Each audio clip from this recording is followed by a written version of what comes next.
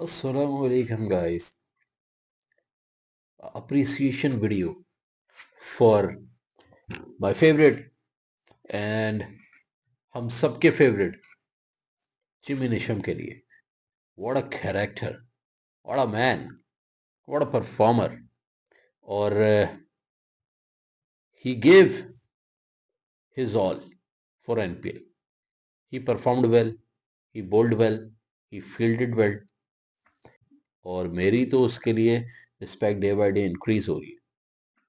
He gave his all for NPL. He gave his all for Nepal and he performed well. और मैं यही कहूँगा Nepali fans ने अपना जलवा फिर दिखा दिया. नेपाली फैन पावर अगेन उभर के आई. Another foreign player feels Nepal as his second home. ये सब नेपाली कर सकता है भाई. हमारे पास है so many examples. wanted to say second home को किसको मानते हैं? Nepal. Andrew Leonard second home Nepal. उबुदू नेपाल. Jimmy Neesham Nepal. बहुत सारे और. सो ये है. इवन मी, मैं तो आने से पहले ही मेरे बहुत सारे लोग हैं जो मुझे मैसेज करते हैं कि भाई सेकंड नहीं, आप फर्स्ट होम बना लो, मेरे साथ रहो मेरे घर पे. तो भाई ऐसे भी लोग हैं, बहुत ज़्यादा प्यार करने वाले लोग हैं. तो जिमी निशम को इतना प्यार दिखाया, वो इतना प्यार अपनी कंट्री में नहीं एक्सपेक्ट कर रहा था, उसको घर पे नहीं मिला. ऑब्वियसली ये मजाक की बात नहीं है. न्यूजीलैंड के अंदर जिमी निशम को इतना फेमस नहीं है वो जितना यहाँ है. वो गली में निकल रहा है, उसके फैन. वो खाने पे जा रहा है, उसके फैन. होटल जा रहा है, उसके फैन. वो जहां जा रहा है उसके पीछे भाग रहे लोग. तो वो भी नेपाल को अपना दूसरा होम बनाने पे मजबूर हो ही गया. यही पावर है भाई नेपाली फैंस की. बट मैं Jimmy this video is totally an appreciation video for Jimmy Neesham fans. Jimmy Neesham fan कह रहा हूँ, फॉर जिमी निशम. और जो भी हेटर हो वो चला जाए. क्योंकि ये बात मैं बताऊं क्यों बोल रहा हूँ, क्योंकि मुझे पता है कोई भी नहीं जाएगा. क्योंकि जिमी निशम को कोई हेटर ही नहीं है. इतना प्यारा वो बंदा है. उसकी लुकिंग आप देखो तो वो हॉलीवुड एक्टर से तो कम लगता ही नहीं है. देखो तो जरा, हॉलीवुड एक्टर बने में भाई. एक्टर बोल दो तो हॉलीवुड एक्टर भी बन सकता है. प्लेयर बोलो तो उससे बेहतरीन प्लेयर नहीं है. फील्डर बोलो उससे बेहतरीन फील्डर नहीं है. बॉलिंग भी अच्छी कर लेता है. तो भाई जिमी निशम ने अपना सब कुछ दिया इस एनपीएल के लिए. उसने जो कुछ कर सकता था वो किया. Even now he is promoting Nepal. He is promoting good image of Nepal. Nobody is forcing him. आपके फेवरेट प्लेयर जिसकी आपने हाइप बनाई, नाम नहीं लेता चलो समझ जाओगे, आपने इतनी हाइप बनाई और आपने पता नहीं क्या कुछ नहीं कर दिया. उसने कितनी पोस्टें की आपके लिए? 1.5 करोड़ दे देंगे, 4 गेम खेलो और चले जाओ. कितनी लेवरेज दिया, कितनी पोस्टें कर दी, कितनी प्रमोशन दी है नेपाल में, कितनी गुड इमेज प्रमोट हुई है. जिमी निशम तो बिना बोले कर रहा. वो तो डिमांड भी नहीं कर रहा कि I want this for this, I am posting in story, please send me some money.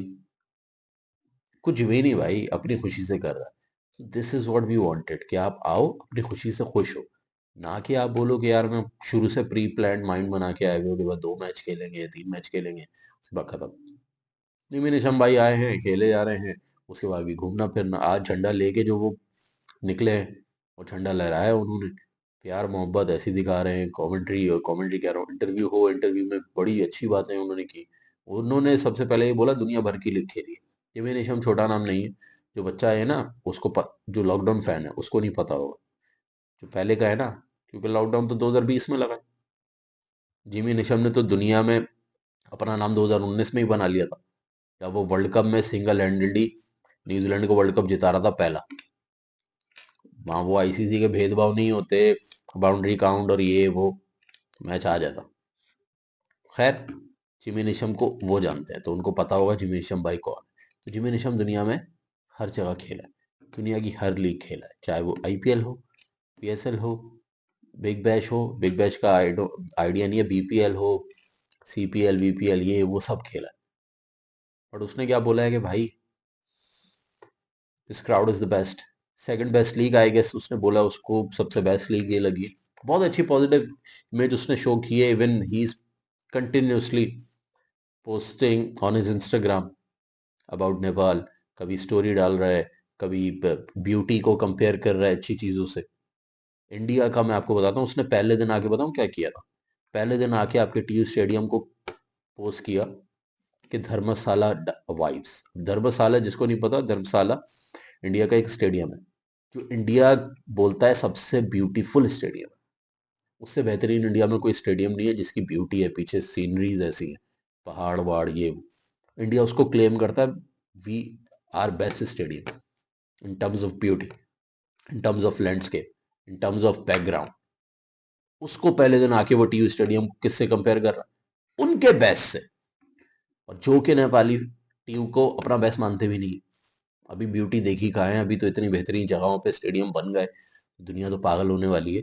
लेकिन यहाँ पे आके उसने ये नहीं किया कि छोटी कंपेयर भी किया तो किसका, बराबर पड़ोसी का बेस्ट से। ये है फर्क, ये है निशम। ये नहीं कि छोटी मोटी चीजें बोल के खुश करने की बात। उसने बात वो एक दो और इंपॉर्टेंट पॉइंट्स रखे जो मैं रखता रहता हूँ कि भाई स्टैंड्स बनाओ, बहुत सारी चीजें और करो। ये फैंस जो हैं तबाहकुन कर देंगे, ये लीग टॉप लीग में आ जाएगी। ये फर्स्ट सीजन खेल के कौन बोल रहा है? ना मैं बोल रहा हूँ, ना कोई और बोल रहा है, ना फैन बोल रहा है कोई। क्योंकि हम जब बोल रहे थे, आप जब बोल रहे थे, तो एक इमोशनल आ जाता है कि यार हम चाहते हैं ऐसा। जो खेल के आया है ना, वो ज्यादा फील कर चुका है। वो ये बात कर रहा है कि भाई ये सब कर लो, टॉप लीग्स में आओगे। अब लोग यहाँ पे आएंगे, वो बोलेंगे टॉप क्यों, हमें तो टॉप वन बनना है, टॉप टू बनना। भाई टॉप लीग के अंदर रैंकिंग में आ जाना ना बहुत बड़ी बात है। पैसा भी है। और दूसरी बात, associate associate league full member की लीग से compete कर रही है भाई। समझ रहे हो? तो ये जो लालची पना मत दिखाया करो कमेंट में आके कि नहीं हम नंबर वन है, नहीं हम नंबर टू हैं, ये नीचे है वो ऊपर है। आप टॉप लीग्स में आपका नाम है कि दुनिया जब भी बात करे, दुनिया की लीग की, या जितने भी दुनिया के लोग हैं, जब भी कोई लीग की बात करे क्रिकेट में, और जब दिखाएं तो उसमें नाम आ रहा हो IPL, NPL, PSL, big bash. ये चार पांच लीग हैं जो आगे पीछे दिखती हैं। बाकी दुनिया तो बहुत लीग्स करा रही है भाई। अभी कल को पता नहीं कौन सी लीग हो रही थी, दुबई शुबई में या यूएई में, अबू धाबी में, जिसमें इतनी बड़ी बड़ी नो बॉल हो रही है। T10, आपको पता लगा? कितना कितने लोगों को पता है उस लीग के बारे में? कौन जीता है पता है? विनर बताया? कितने लोग खेल रहे थे? क्या हुआ उस लीग का? पता है? नहीं पता। एनपीएल के बारे में बेटा सर्च कर लेना, क्या वॉचिंग आई है, कितनों को पता है। तो मैं कल डाटा पे पूरी लाइव पे ही बात करूंगा आपके सामने, कितना फायदा हुआ है, कितना नुकसान हुआ है, फ्लॉप गई है, हिट गई है। अभी ये डेडिकेट कर रहा हूँ पूरी वीडियो निशम के लिए, क्योंकि नहीं करता तो गलत हो जाता। निशम भाई आपके लिए, रात के 4 बज रहे हैं, सुबह के 4, गंदी सर्दी है, ये वे लगा के पैक होके बात कर रहे हैं, क्योंकि आप डिजर्व करते हो मेरे भाई। ये चीज़ पोस्ट हो जाएगी वीडियो सुबह, जो सुबह देख रहा है उसको गुड मॉर्निंग, बट बना मैं इस टाइम रहा हूँ ठंड में, क्योंकि मेरा भाई निशम ये डिजर्व करता है। सही है। तो सीधी सी बात है, मैं बोलूंगा top player of this NPL. He was sincere, he gave his all for this league. He was even promoting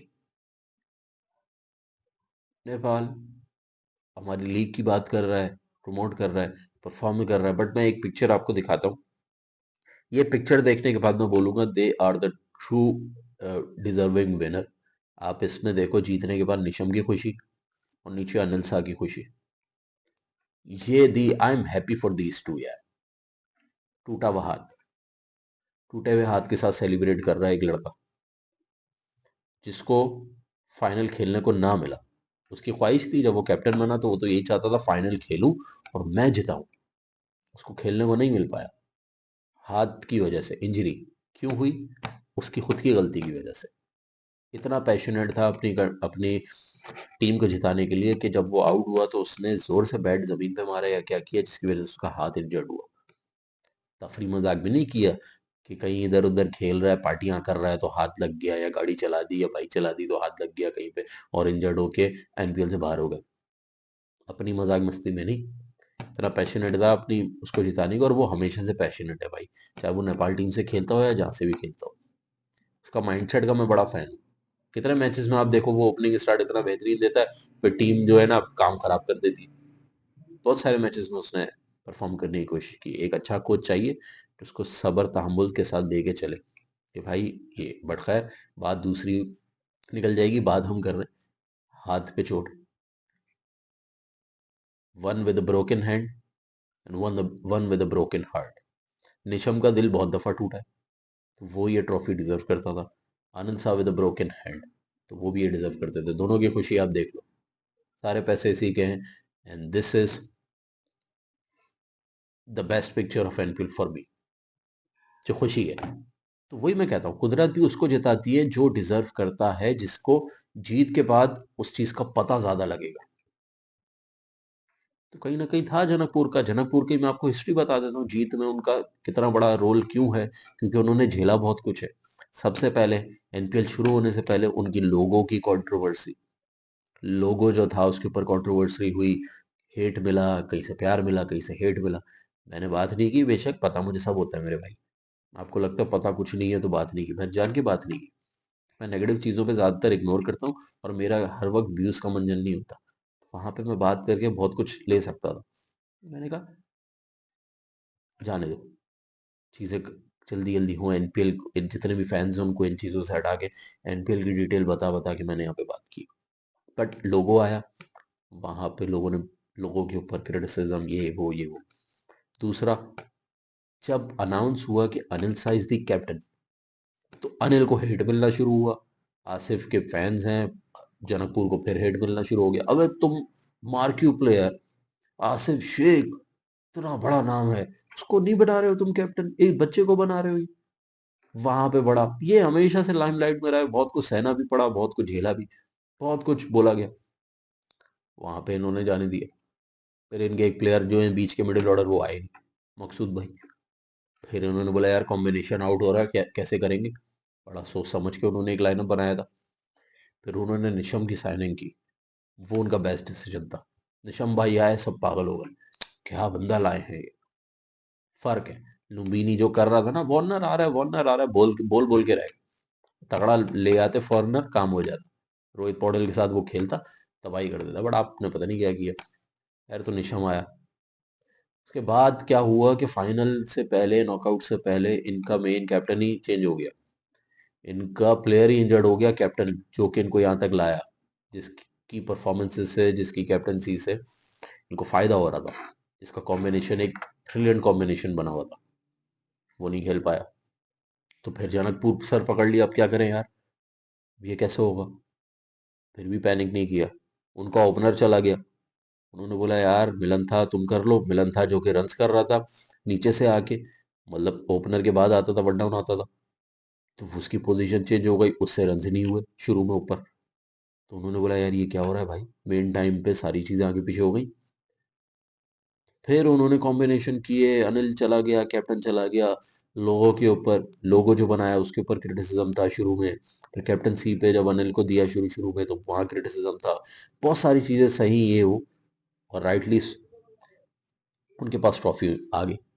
ये चीजें होती है भाई, आपको समझनी पड़ेगी। अब निशम उनका टॉप परफॉर्मर था, एक फॉरेन प्लेयर था, best foreign player in this NPL. सबसे ज्यादा छक्के किसके हैं, निशम के। विकेटें भी नहीं है किसने, निशम ने। रन्स भी मारे हैं किसने, निशम ने। क्रूशियल रन्स किसने मारे हैं, निशम ने। अगर आप देखो जनकपुर को क्रूशियल मैचेस के अंदर क्रूशियल रन्स किए, निशम फ्लैट विकेट बैटर नहीं है। फाइनल में फ्लैट विकेट थी, निशम ने बोला बाढ़ में जाओ, नहीं करूंगा। और मैं लिख के कहता हूं, अगर टीम मझदार में होती, अगर वहां पे उसको पता होता कि टीम की पोजीशन जो है मैं ही जिता पाऊंगा और ये टीम मुश्किल में है, तो वो फिर तरीके से खेलता। उसको पता था हम तो जीत रहे हैं मैच, तो फिर वो भी चला गया आउट हो गया। जब भी मुश्किल आई उसने परफॉर्म किया, और आप देखो जितने मैच में उसने परफॉर्म किया जिसमें स्पिन विकेट, किसी से रन नहीं हो रहे, टुक टुक लगाई हुई है, भाई साहब आ रहे हैं 200 के स्ट्राइक रेट पे, भाई साहब आ रहे हैं 170 के स्ट्राइक रेट। तो भाई वर्ल्ड क्लास प्लेयर ऐसे नहीं होते, हर पिच पे खेलना जानता है। और वो न्यूजीलैंड की ग्रीन टॉप्स पे खेल के आया हुआ है, वहां पे पला बड़ा है भाई वो।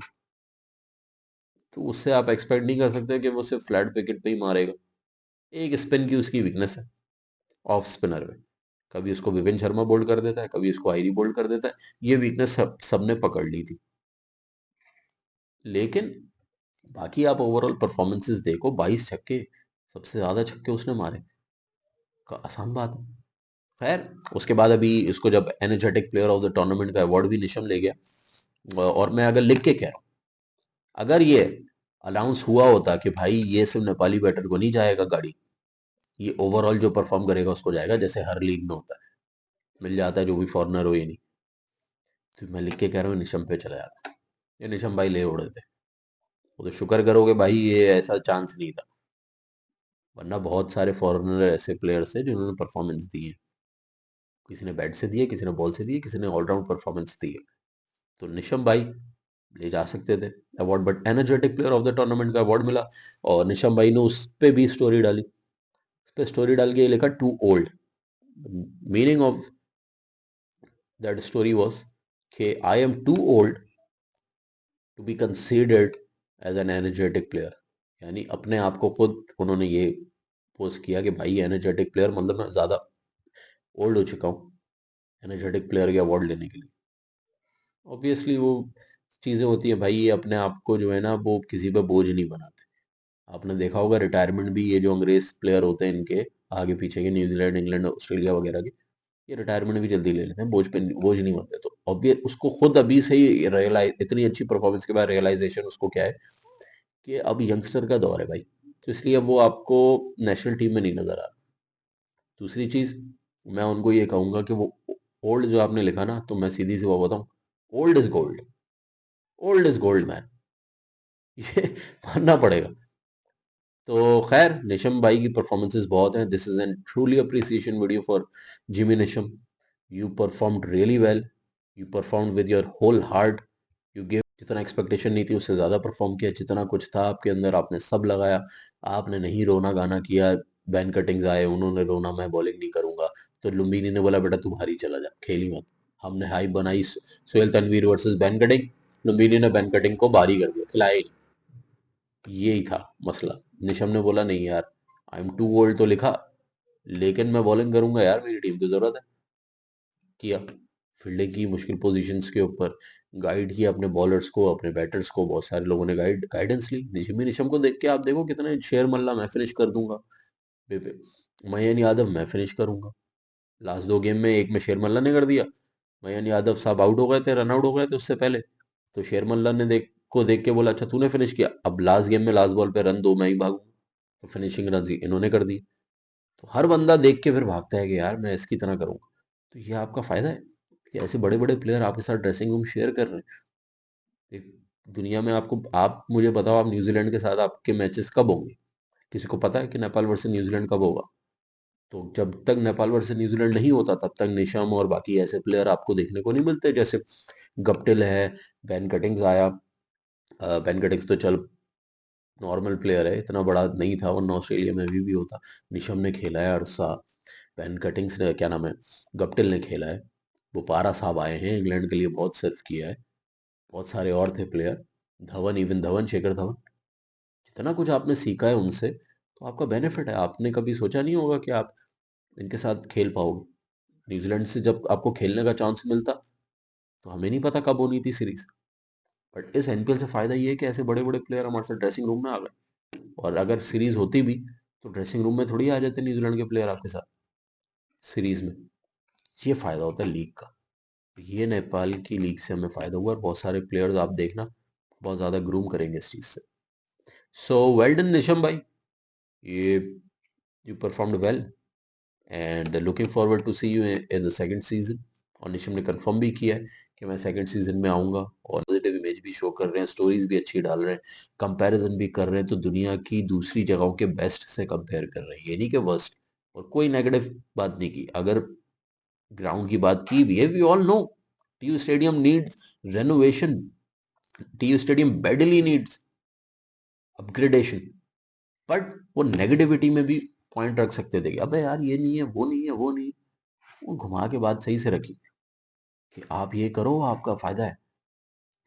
यहाँ पे नेपाली पब्लिक तो इसको सेकंड बेस्ट लीग बना देगी, ये तरीके की बात होती है ना। कोई नेगेटिव लोग होते हैं, वो बोलते हैं यार ये क्या किया, उसने होटल की तारीफ की, उसने बोला टॉप नॉच होटल्स हैं यहाँ पे, सिक्योरिटी का कोई मसला नहीं है, ग्राउंड में मजा आया, अवाम हॉस्पिटैलिटी नेक्स्ट लेवल। अवाम तो ऐसे प्यार दे रही है जितना मुझे मेरे भाई ने प्यार नहीं दिया हो यार। ये होता है फायदा। खैर, thank you so much Neesham for coming and playing NPL, and looking forward to see you and so many more other foreign players in the next season. And my request to ICC, ये अपना जो है ना घंटे का rule, इसको sideline करो कि only 4 active players will play the NPL. आपने देख लिया कितनी शफाफ हुई एनपीएल, कोई केस नहीं आया, कोई फजूल की नो बॉल इतनी बड़ी बड़ी नहीं हुई। तो अगर तप्पड़ है ना तो वो अबू धाबी लीग में जाके बैनिंग लगाओ, क्योंकि वहां देख लो सब नो बॉले कर रहे हैं मजे से, वहां आपको देखना नहीं है। ये क्योंकि ये लीग आगे बढ़ गई तो बहुतों को मिर्ची लगती है, सब में पता है किसको। तो ये रूल साइडलाइन करो। कोई यहाँ पे एंटी करप्शन सीन कुछ भी नहीं हुआ, करप्शन का कोई सीन नहीं हुआ, ना कोई ऐसा लगा किसी मैच में कि तूने फिक्स किया था ये किया, कुछ भी नहीं लगा ऐसा, सब कुछ सही था। तो अगर आप अलाउ करोगे तो नेक्स्ट सीजन में जैसे वार्नर हो गया, बहुत सारे और प्लेयर हो गए जो कि, और इवन एक्टिव प्लेयर्स जो कि खेलना चाहते हैं वो भी आ सकते हैं। तो खैर, I am very hopeful for the next season. This season is a big success. Love you all, like and subscribe करते जाइए गाइस। अगली वीडियो में आपके साथ फिर मिलते हैं, एंजॉय कीजिए। एनपीएल ओवर हो गया है, लिटिल सैड है, अब क्या करें, बट खैर I am very much excited for the elite cup, looking forward to it यार। जल्दी स्टार्ट करवाइए क्योंकि असल टेम्परामेंट तो एलीट कप में दिखेगा। ये T20 लीग में तो कोई भी करता है, असल हमें प्लेयर चाहिए ओडीआई का, असल हमें टेस्ट नेशन बनना है, हमें टेस्ट मैचेस के प्लेयर चाहिए। हालांकि हमें पता है हमारे पास बहुत ऐसे प्लेयर हैं जो कि T20 में टेस्ट खेलते हैं, वो वाले नहीं चाहिए, असल के चाहिए। क्योंकि ओडीआई में हमें बता सकेंगे सिंगल कैसे होता है, डबल कैसे होता है, दुग्गा कैसे भागना है, 3 रन कैसे भागना है, चौका कैसे मारना है, छक्का कैसे मारना है, जिताना कैसे है, 300 चेस कैसे करना है, 300 का टोटल सेट कैसे करना है। तो वो एलिट कप में हमें मालूम पड़ेगा। सो देखते हैं शेड्यूल कब आता है एलिट कप का, उसके ऊपर बात करेंगे और बहुत सारा टैलेंट वहां से मिलेगा। अगली वीडियो में आपके साथ फिर मिलते हैं भाई। लाइक सब्सक्राइब नहीं किया तो कर दो, और अगर नहीं करते हो तो भाई मर्जी है यार, कोई मसला नहीं, नहीं कीजिए। Love you.